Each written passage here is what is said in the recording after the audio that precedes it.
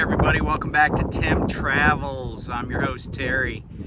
I am coming to you from right beside some railroad tracks. I'm actually at the Iron Triangle Railroad Park in Fostoria, Ohio. I'm on my road trip out to see the University of Iowa Hawkeyes take on the Wisconsin Badgers in Madison. That game's tomorrow, the 11th. So before I get into the stuff that I really wanted to talk about, like the ATA's recent letter to Congress and also a recent study that came out about the correlation between ELP compliance, English language proficiency compliance, and safety violations at companies. I want to, I know there's a lot of people that watch the channel like trains like I do. This is a premier train watching spot. They also have a live feed from here, although because of the way the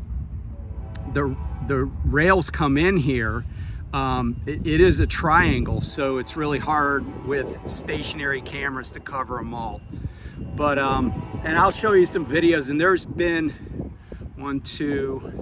4 trains come through here, and there's going to be one going by in a second. This is a Norfolk Southern, and I'll show you some other videos, but I'll just maybe let this run. This is he's got some auto racks on, so take a look at this, and then I'll show you the other videos, and we'll get into the meat of this.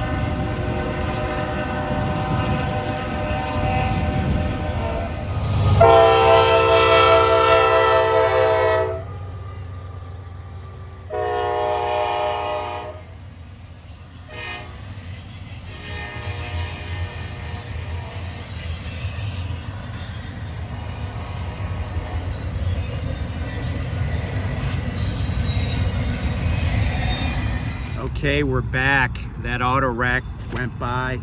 He's on his way out of town. By the way, that's headed, the direction he would be headed is west. So yeah, this is Fostoria, Ohio. It is kind of a mecca for train watching, rail fanning, whatever you want to call it. I noticed, and this is new since I haven't been here for probably 5 or 6 years at least, but they have RV spots here. But I noticed that recently, because the dirt is still kind of fresh where they dug it up, they have electricity hookups at the RV spots. So that's kind of cool. I don't know if you got to register for them. This place is open 24 hours a day, this rail park. So I guess you come and bring your RV here. No water, but definitely electrical hookups. Okay, so I mentioned that ATA sent a letter to Congress, and they sent a letter to Congress asking for some specific things. And I think all of these are probably driver friendly, in that it will probably make it harder, create barriers to entry for the profession of truck driving. And as a guy who practiced law for a number of years, I can tell you that barriers to entry to any profession equates to more money for the people that overcome those barriers, or in other words, get licensed, whatever you want to say. So that, with that in mind, the ATA's letter to Congress, they're asking for increased oversight on driver qualification, driver standards, training, as well as testing as to, and all of those things as to driver's licenses. They especially want a focus to be placed on ELP. As I mentioned kind of at the beginning, ELP, right? English language proficiency. We've heard a lot about that lately. And the other things that they were asking for is increased oversight on cabotage violations. Now, if you don't know what cabotage is, it's something I've been talking about without using the term for quite a while. And that is carriers running, foreign carriers, so carriers based in Mexico or based in Canada, running domestic loads, carrying domestic freight within the borders of the United States. And that would even apply if a Canadian carrier picked up in Alaska and dropped off in Montana. That would be, I believe, a cabotage violation. But as I've said before, there's no way that the amount of Canadian trucks you see on the highways in the United States are solely running freight to or from Canada. And anecdotally, there's been a lot of information that drivers come down here and they're down here for months. And you know as well as I do, no load takes months to get delivered. I mean, even if you got a lot of lead time on a pickup, the pickup to a delivery, that's still maybe going to be 10 days, and that's going to be on some kind of cross-country trip. But they're running loads here, and I would even say, just based on my experience and what I've seen around the country, it seems like, and I know if you go down to South Texas, you see a lot of trucks with Mexican plates, but some of those trucks also have base plates from the United States, certain states like Texas or Arizona or whatever. But the Canadian trucks, they're all over the place, and I just cannot believe there's that much that they need to pick up here or deliver here that either is being delivered in Canada or the point of origin was Canada. So I really do think that if Congress can fund cracking down on this, it could be beneficial to those of us who are domestic U.S. drivers. And then one of the other things that the ATA asked for was more oversight on entry-level driver training. And that's where a lot of the fraud and abuse kind of come in this industry, because you have these fly-by-night trucking schools. Like there's a trucking school I go by.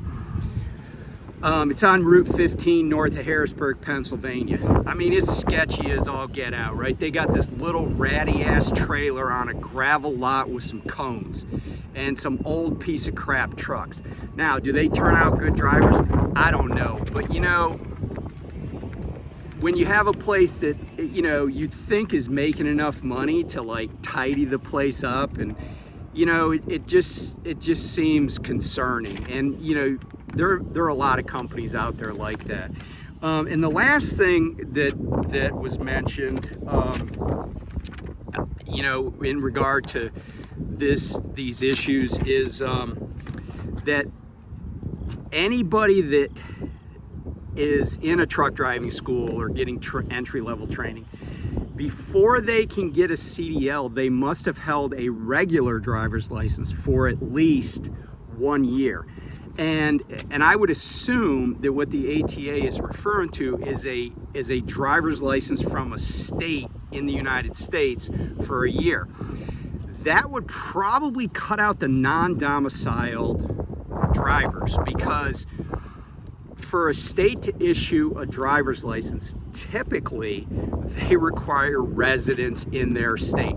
In other words, I live in Maryland, I'm in Ohio right now. I cannot go into an Ohio DMV or Secretary of State, whatever they call it here, and say, yeah, I would like an Ohio driver's license without being questioned.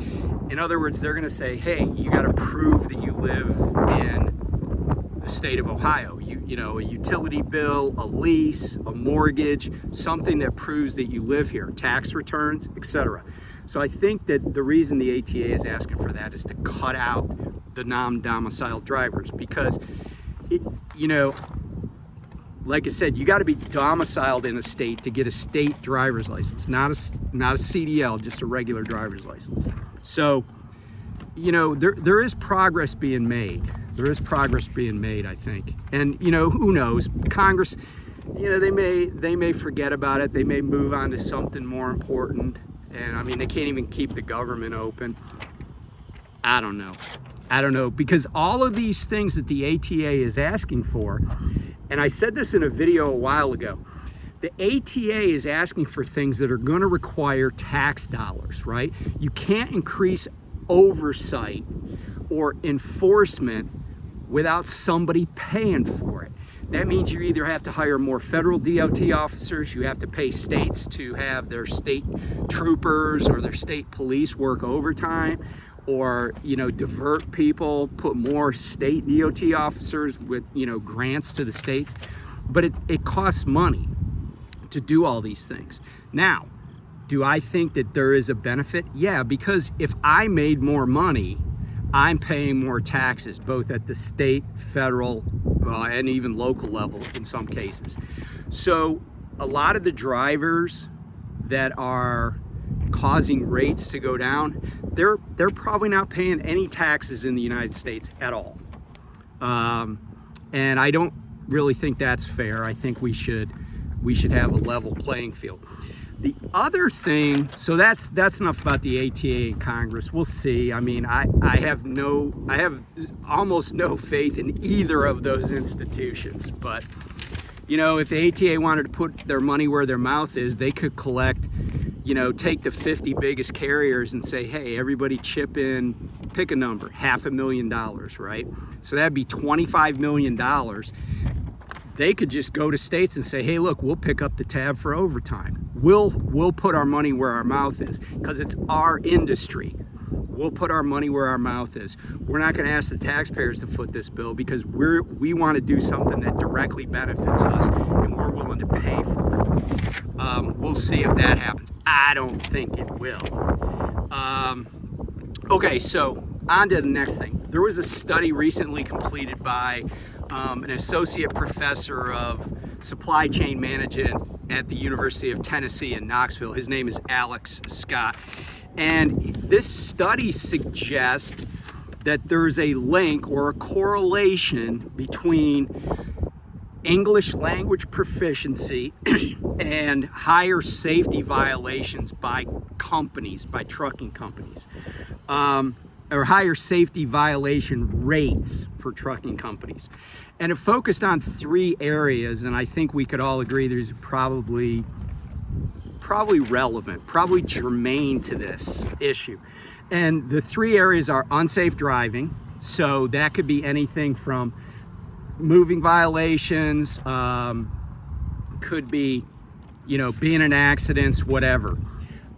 Second is vehicle maintenance, because if you don't speak decent English, how can you learn from somebody in the United States what it is you're supposed to be doing? Now, don't get me wrong, you could teach somebody in another language to inspect a truck, but if they can't communicate, what do they do when they find a problem with the truck? Who do they go talk to? If the mechanic at Love's doesn't speak Urdu or Serbian or Portuguese or Spanish, how is that driver, who may know very well what they're talking about, but only in their own language, how are they going to explain that? And I know from having been in the Navy and having some foreign language experience, French, I know that even though I was fairly proficient in French when I was younger, I still had to go out of my way to learn technical terms so I could communicate with people, French shipyard workers, when my ship had an availability in Toulon, France. So it's not something that people are necessarily going to do without kind of being forced to do it. And then, so that's vehicle maintenance. The last thing is hours of service compliance. I mean, there's a lot of sketchy ELD companies out there. Triton was one of the companies that was using one of those sketchy companies. Hey, you need more hours? We'll just have a phantom driver on your truck. We all know that there are companies out there that'll do that in the ELD space, but we also know that there are people that just blow it off, right? Like they don't even care, that they don't even try to create the phantom driver because they don't need to. They're just going to run until they get stopped.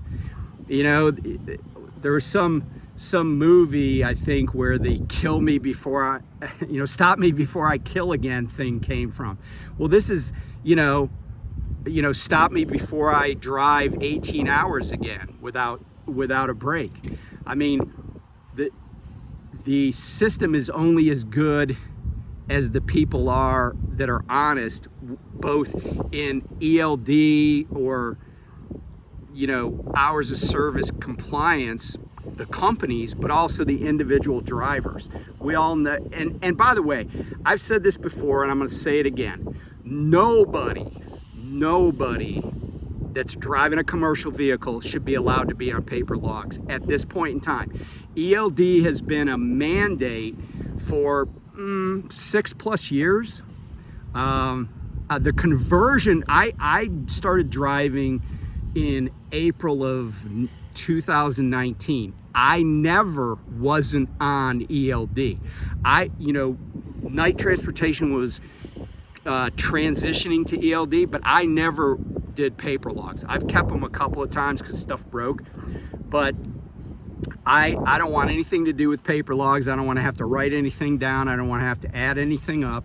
I just want a machine to do it for me. 6 years in, everybody should be on ELD. No exceptions at all.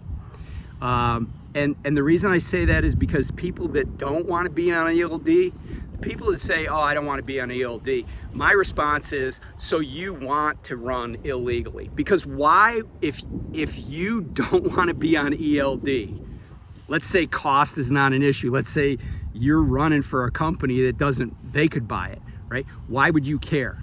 If you're always running legally, why would you care if you were on ELD? So I'll just leave that nugget with you. Thanks for watching.